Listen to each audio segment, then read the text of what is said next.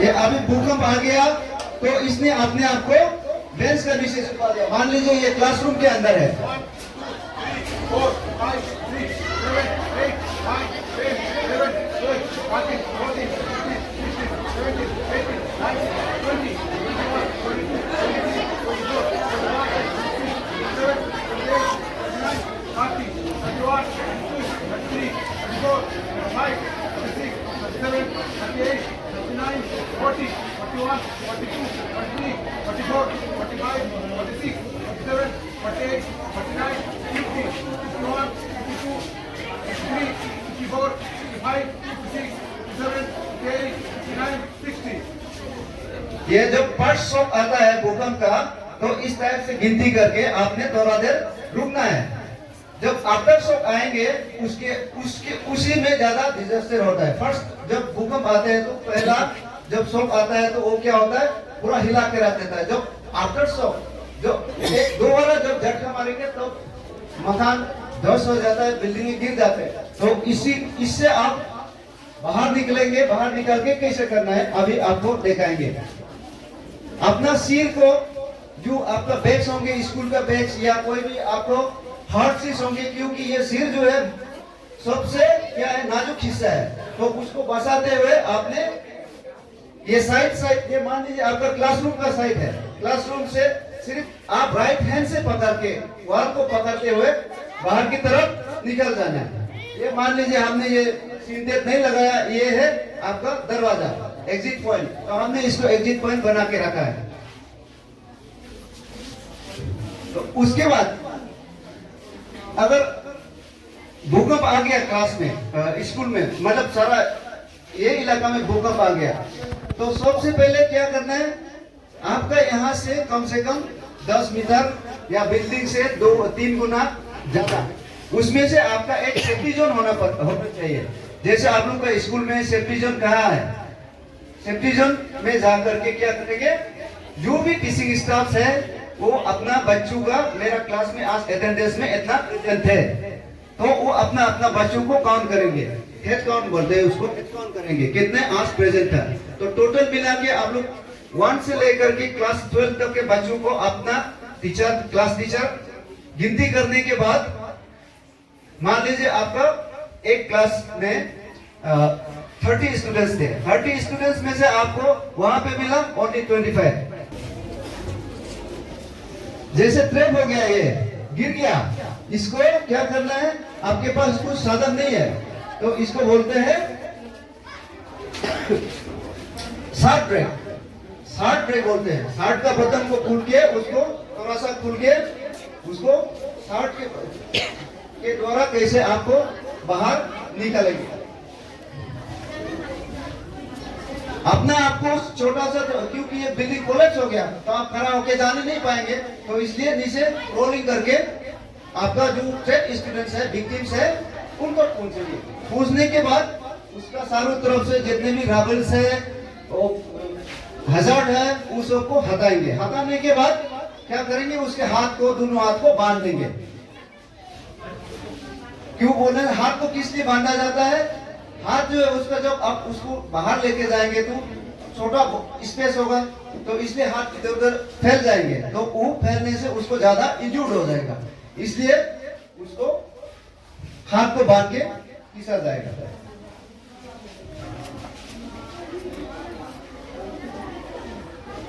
जो पीछे रबल्स है उसको पीठ में इंजूर्ड ना हो जाता, इसलिए उसको पैर से साफ करते हुए पीछे खींचना है। इस तरह से पीछे खींच के ले जाना है। चलिए, सेम वही पोजीशन में आना है, नीचे आप झुकते हुए, क्योंकि आपको खड़ा होने के लिए, बिल्डिंग कोलैप्स हो गया तो आपको खड़ा होकर जाने के लिए सुविधा नहीं होगा। पहले की ही तरह हाथ को फिर से बांधना है, बांध के उसको उसका खंडे से क्या करना है, आपने टॉवल या पर्दा है उसको हाथ से बांध के, उसका खंडा से क्या बोलते हैं, आर्म से बांध करके उसको सिर को बसाते हुए सेफ्टी जगह तक उसको खींच के लेके आना है।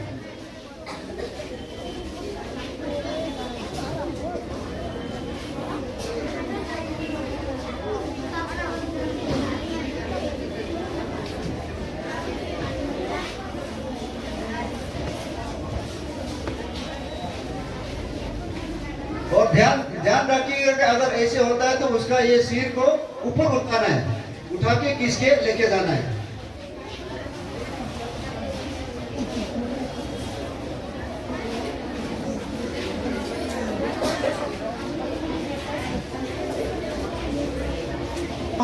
उसका जिंदा आदमी का साथ चल रहा है लेकिन वो अनकॉन्शियस हो गया, उसको आपने कैसे बाहर निकालना है। और जैसे मान लीजिए किसी का यहाँ पे कुछ ऊपर से गिर गया, कोलैप्स होने का टाइम है, आपका बीम या कुछ भी गिर गया तो उसका क्या है, सिर पे यहाँ पे इंजर्ड हो गया। इंजर्ड हो गया तो कैसे आपने उसको बैंडेजिंग करना है, वो थोड़ा सा देख लीजिएगा। चलिए आ जाओ।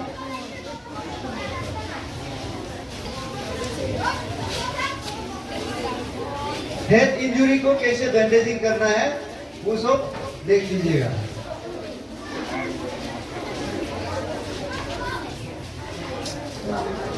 जो अपना सेफ्टी के लिए है, जो सेल्फ प्रोटेक्शन के लिए जो भी अवेलेबल है हमारे पास है।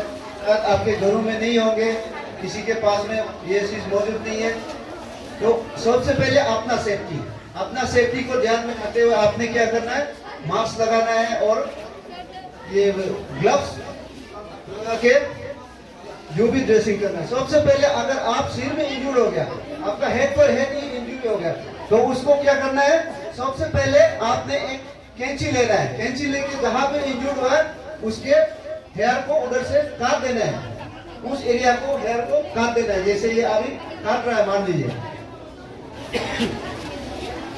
काटने के बाद में आपके पास साफ कपड़ा होंगे, क्योंकि ये हमारा इसको बोलता है गॉस पीस। गॉस पीस तो नहीं होंगे किसी के पास, या आप कहीं साफ कपड़ा से उसका चारों तरफ से उसको, जैसे आपका बाल जो है ऐसे ऊपर की तरफ जाता, ऊपर ऐसे नीचे जाता है तो उसको ऊपर की तरफ से साफ नहीं करना है। जैसे आपका जो हेयर है, हेयर जिस तरह से ग्रोथ हो रहा है उसको इस तरह से साफ करना है। साफ करके उसको फेंक देना है। फिर दूसरा अच्छा कपड़ा, साफ कपड़ा लेके उस इंजरी में आपने बैठा देना है। बैठाने के बाद में आप उसको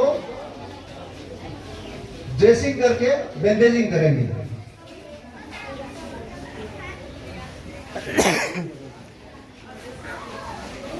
हर घर में तो आपके पास तो वो नहीं होंगे, ये रोलर बैंडेज वगैरह नहीं होंगे, तो आप किसी तौलिया को इस तरह से बना करके, इस तरह से बना करके आप आराम से ड्रेसिंग बैंडेजिंग कर सकते हैं।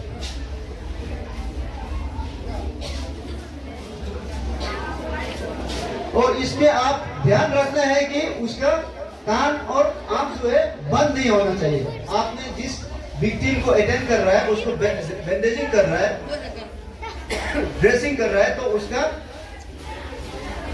आंख और नाक को कान को बंद नहीं करना चाहिए। उसको आराम से बैठाना है, उसके बाद बैंडेजिंग करना है और उसको पोस्ता भी उसको भराते रहना है। आपको कुछ नहीं हुआ, थोड़ा सा कट हुआ है, जल्दी ठीक हो जाएंगे। नहीं तो वो नर्वस हो जाएंगे कि अपना ब्लड देख के सभी तो नर्वस हो जाते हैं, इसलिए नर्वस हो जाएंगे। उसको नर्वस नहीं होने के लिए आराम से उसको बताना है कि आपका थोड़ा सा कट हुआ है, ज्यादा ऐसे कोई ये नहीं है, अभी हॉस्पिटल जाते ही आप ठीक हो जाएंगे। उसका मतलब करेज को बनाए रखना है, उसको दिमाग, उसको मोरल को बढ़ाते हुए बढ़ा के रखना है।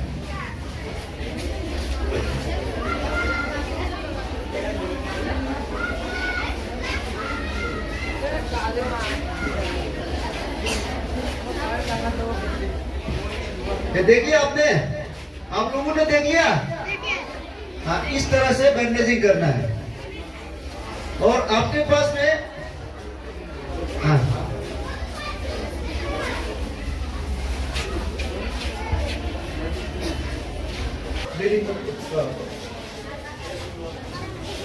ये मान लीजिए आपको उस जगह पे कलाई में इंजर्ड हुआ है, तो आपने सबसे पहले क्या करना है, उसको जहां से ब्लीडिंग हो रहा है तो उसको आपने डायरेक्ट प्रेशर करना है। डायरेक्ट प्रेशर बोलते हैं उसको, प्रेशर उसमें डाल देना है। जहां पर साफ कपड़ा डाल के आपने उसको प्रेस करके डाल देना है। और उसके बाद उसमें भी अगर नहीं होता है तो एलिवेशन करना है, मतलब आपका हार्ट जो पंप दे रहा है ना, हार्ट पंप से कम 30 इंच 20 से 30 इंच उसका जहां पर हार्ट में इंजरी हो रहा है, ब्लीडिंग हो रहा है, उसको ऊपर उठा के रखना है।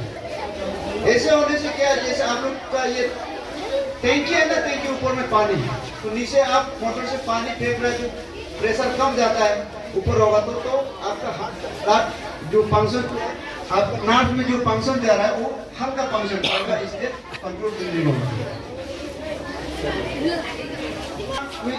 उसको क्या करना है, उसमें बैठा देना है।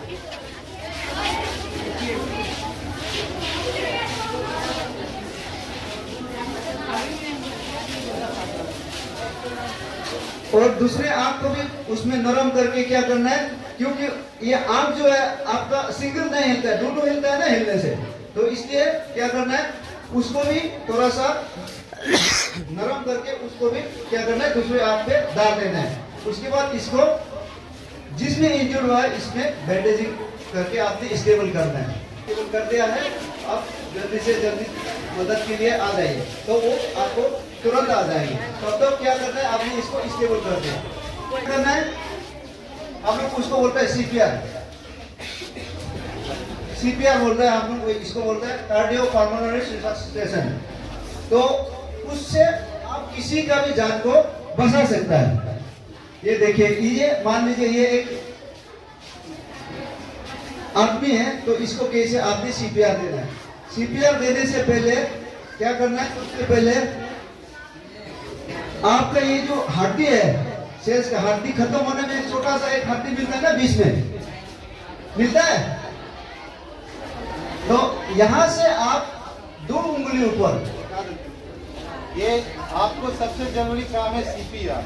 कहीं पे भी आप लोग जाते हैं, कोई एक्सीडेंटल केस हो जाता है या अचानक हम स्कूल में हैं, पढ़ रहे हैं, कोई हमारा साथी या कोई भाई अचानक गिर गया, बेहोश हो गया, ब्रीथिंग बंद हो गया, मतलब सांस लेना बंद हो गया, तो सबसे पहले हम क्या कार्रवाई करेंगे, जब सांस नहीं आ रहा है तो उसको क्या करेंगे, सीपीआर करेंगे। तो सीपीआर देने के लिए, क्योंकि हम सीपीआर इसलिए देंगे कि उसको सीपीआर देते हुए हम जल्द से जल्द उसको जो हमारे पास नजदीकी हॉस्पिटल है वहाँ तक उसको पहुँचा सकें। ठीक है, तो सीपीआर देने का तरीका क्या है, यहाँ पर आप लोग देख लीजिए। ठीक है, सबसे पहले हमारा जो ये बॉडी है, बॉडी के जो बीचों बीच वाला हिस्सा आप लोग को दिखाई दे रहा है, इसको स्ट्रेनम बोलते हैं। ठीक है, और इसके जहाँ ये लाज खत्म होता है इसको जायफर्ट प्रोसेस बोलते हैं। ठीक है, यहाँ पे साइंस के तो बहुत सारे लड़के होंगे यहाँ पे।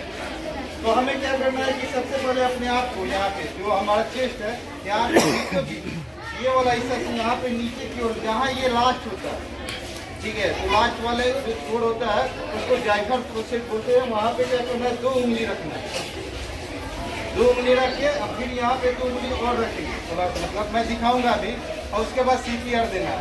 तो सीपीआर देने में पेशेंट के हमेशा क्या करना है कि राइट साइड में बैठना है आपको, क्योंकि हमारा जो हार्ट होता है वो कहाँ पे होता है, हार्ट कहाँ पे होता है हमारा, एनीबॉडी, जो हमारा दिल होता है किस साइड में होता है, लेफ्ट या राइट, गुड, कौन बोला लेफ्ट, अपना देखो कहाँ पे धड़क रहा है, धक धक धक धक कहाँ पे कर रहा है, देखो तो अपने आप पता चल जाएगा। ठीक है, तो हम क्या करेंगे, जो भी पेशेंट या विक्टिम गिरा हुआ है उसके राइट साइड में बैठेंगे। कैसे बैठेंगे, करने का क्या प्रोसेस है मैं आपको बताऊंगा। ठीक है, सबसे पहले तो किस जगह पे हम पेशेंट को बैठाएंगे या लेटाएंगे वो सरफेस, हार्ड सरफेस बोलते हैं। तो आप लोग ध्यान पूर्वक देखिए। ठीक है, मेन चीज़ है आपका बहुत काम आने वाली चीज़ है, घर में मोहल्ला बगल अगल कहीं पे भी ऐसा कुछ होता है तो आप लोग उसको, उसके जिंदगी को बचा सकते हैं।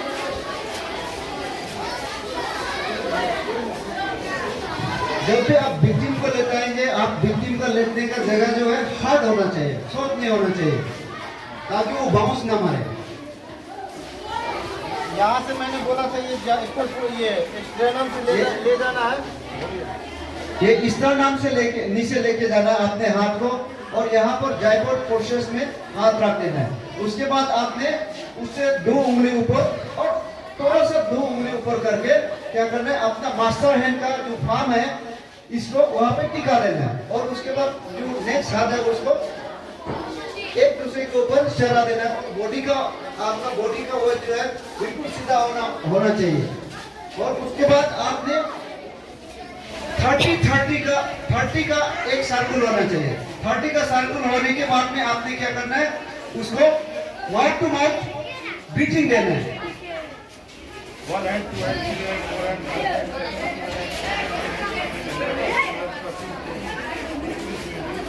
और हाथ को आप उधर से नहीं हटाना है, हाथ को नहीं हटाना है, हाथ बिल्कुल वहीं पे दिखा रहना है। और थोड़ा सा ये चीन को थोड़ा सा आप करके आपने जब उसको माउथ टू माउथ ये देंगे, ऑक्सीजन ये देंगे, तो आपने क्या करें, थोड़ा सा उसको उठा देना है।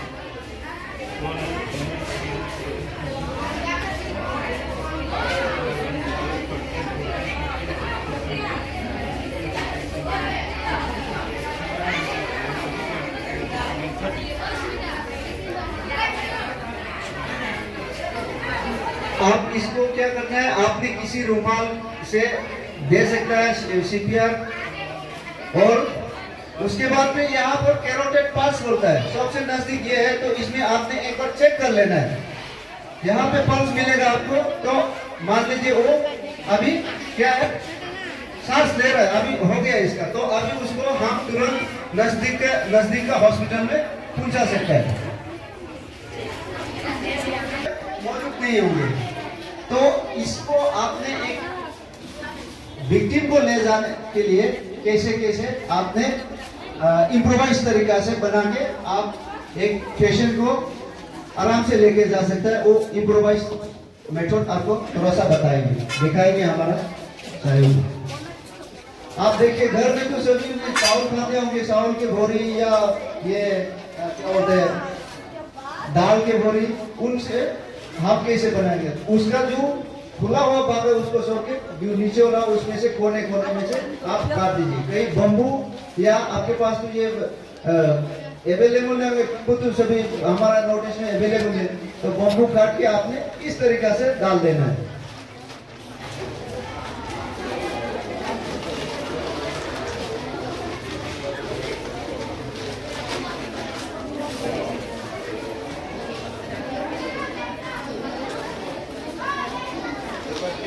और दोनों को ओवरलैपिंग कर देना है थोड़ा सा। उसके बाद ये देखिए, ये जितना भी मोटा आदमी होने से भी ये आपको आराम से लेके जा सकता है। चलिए दिखाइए। अब अगर इसको टेस्ट करना है, तो जो भी किसी को भी टेस्ट कराना है, उल्टा लेटा देना है और हाथ और पैर को बाहर रखना है, ताकि गिर जाए तो उसके हाथ से वो बचाव कर सके। देखिए कितना ये वेट आदमी है, फिर भी ये कुछ नहीं हो रहा है। आप इस तरीके से उसको क्या पेशेंट को आराम से हॉस्पिटल तक या जहां पर गाड़ी आता है वहां तक लेके जा सकते हैं।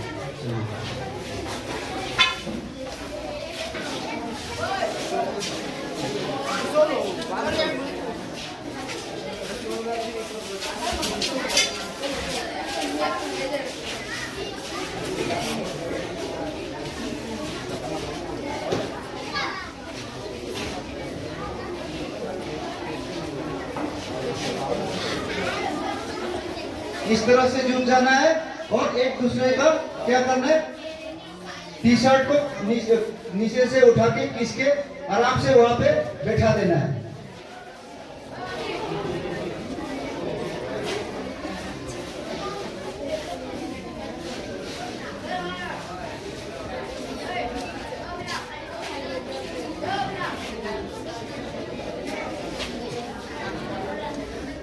ये देखिए, ये भी एक स्ट्रेचर बन गया है, इससे भी आप आराम से लेके जा सकते हैं।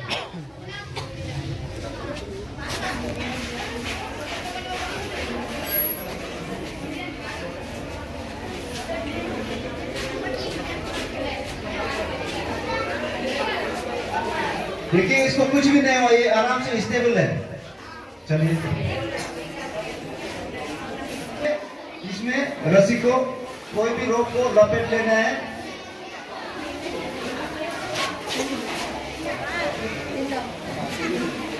इसमें 3 बार ऐसे घुमा के उसमें बोल में फंसा देना है। 3 बार घुमाना है, इधर भी उधर भी 3 बार ऐसे घुमा के फंसा देना है।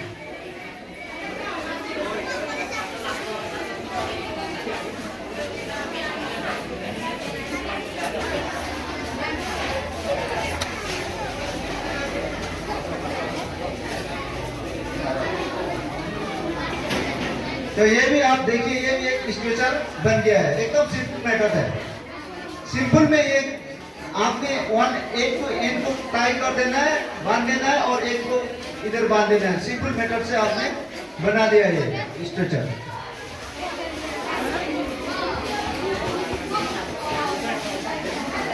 चलिए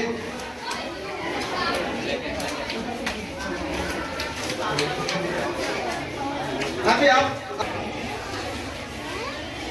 देखिए, ब्लैंकेट को सबसे पहले लंबा बिछा दीजिए और ठीक बीचों बीच में, ब्लैंकेट का ठीक बीच में, मिडिल में आपने उस फोल्ड को रख देना है। रखने के बाद इसको, ब्लैंकेट को फिर फोल्ड कर देना है।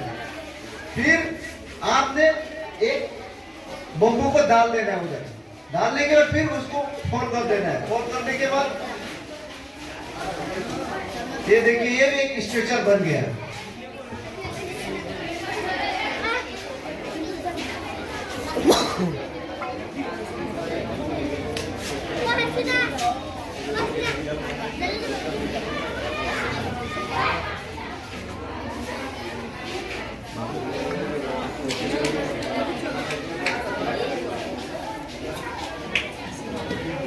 तो इस तरीका से आप इम्प्रोवाइज शेप स्ट्रेचर आराम से बना सकता है, तरह तरह से बना सकता है। आपके पास जो अवेलेबल होगा उससे आप आराम से बना सकते हैं।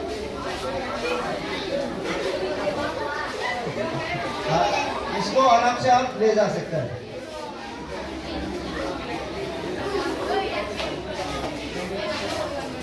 तो पानी ज्यादा आ जाएगा तो आप कैसे बचेंगे, तो वो भी हम थोड़ा सा आपको इम्प्रोवाइज करके बता देंगे कि कैसे आप प्लांट में भी आप अपने आप को बचा कर सकते हैं। ये इधर देखो, ये जो है ये आप लोग के पास में अवेलेबल नहीं है। इसको हम लोग बोलते हैं लाइफ बॉय। तो इसमें आराम से, इसमें 4 आदमी आराम से ये 4 आदमी को कैरी कर सकता है।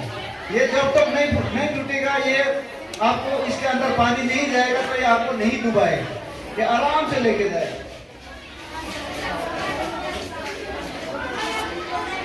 इस तरीके से पकड़ना है, एक हाथ को फ्री रखना है, अगर एक हाथ से आपने पानी में खेलते जाना है तो ये आराम से आपको क्या होगा, आराम से आपको बचा के यही कोने में आपको सुरक्षित जगह पर लेके जाएंगे। ये है लाइफ जैकेट। ये लाइफ जैकेट जो है थर्मोकोल से बना हुआ है। थर्मोकोल आजकल बाजारों में बहुत मिलते हैं। आप जैसे टीवी फ्रीज कर देंगे तो थर्मोकोल आ जाते हैं, और मच्छी बाजार में भी मिल जाते हैं शायद। तो ये है इसका, आपको लाइफ को ये 72 आवर्स तक आपको पानी में डूबने नहीं देंगे। इसका 72 आवर्स का कैपेसिटी है। चाहे जितने भी, मतलब आप मान लीजिए आप 80 kg है आपका वेट, फिर भी आपको ये 72 आवर्स तक आपको पानी में डूबने नहीं देंगे। आपको ऊपर ही फ्लोटिंग में रखेंगे। ये देखो बराबर नहीं है, बराबर नहीं।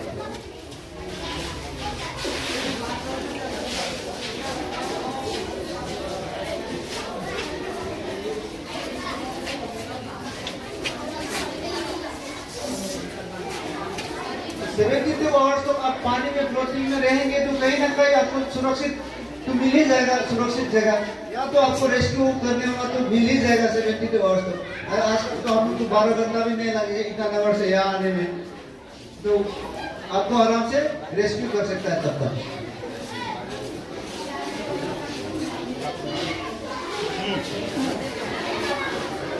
तो ये भी एक तरीका, आप अगर थर्मोकोल मिल जाते हैं तो इस तरीका से बना के रखिए और इसको क्या करना है, ऐसे बना देना है। बनाने के बाद में उसको टाइट से बांध देना है पीछे से।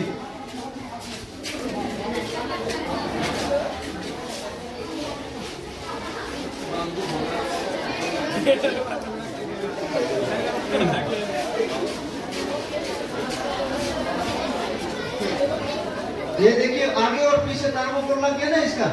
इसको आपने कहीं भी मतलब प्लास्टिक या किसी चीज में बांध के, इस तरह से बांध के पानी में आप जाएंगे तो ये भी आपको डूबने नहीं देंगे, ये भी आपको बचाएंगे। और जैसे पानी हम लोग पानी का बोतल पी के ऐसे फेंक देते हैं, है कि नहीं, ये भी आपका एक लाइफ सेविंग आइटम्स है। आप पानी का बोतल को इस तरह से बांध कर क्या करना है, बढ़िया से इसको ऐसे बना के रखना है। और आपका इसका ढक्कन जो है लूज नहीं होना चाहिए, इसका अंदर पानी नहीं जाना चाहिए। और ढक्कन को हमेशा ऊपर की तरफ नहीं, नीचे की तरफ जो ढक्कन को बांध देना चाहिए, जैसे ये बांध रहे हैं। तो अभी आप इसमें देखिए, इसमें 4 है आपका। ये अगर 2 होने से भी एक आदमी को फ्लोटिंग कराएगा, डूबने नहीं देंगे। 2 बटन होने से भी डूबने नहीं देंगे। देखो पीछे हो जाते हैं। अब पीछे मुड़ जाइए आप लोग। ये देखिए, ये बोतल जो बना है इसका पीछे नहीं, सिर्फ फ्रंट साइड में है। और थर्मोकोल लगा है तो इसका फ्रंट और बैक में है, दोनों में है। ये आपको आराम से फ्लोटिंग कराएगा। चलिए पीछे मुड़िए। और आप यहाँ इस तरीके से बांध देना, हाथ पे घुसा के पानी में आप फ्लोटिंग कर सकता है। ये भी एक लाइफ सेविंग आइटम है। आप ऐसे करके पानी में जाएंगे तो इसको आप आर्म्स का अंदर डाल के पानी आपको ऊपर में ये चीज जो है आपको आराम से फ्लोटिंग कराएंगे। उसके बाद ये सूखा नारियल भी कभी भी आपको पानी में फेंकी देखिए, ये खुद डूबेगा कि नहीं, लेकिन आपको भी ये जान बचाएंगे। ये भी एक इम्प्रोवाइज लाइफ सेविंग आइटम्स है। आप लोग इसको भी आराम से घर में बना के रख सकते हैं। थोड़ा सा ऊपर उठा, थोड़ा ऊपर उठा, शेष तक। हाँ,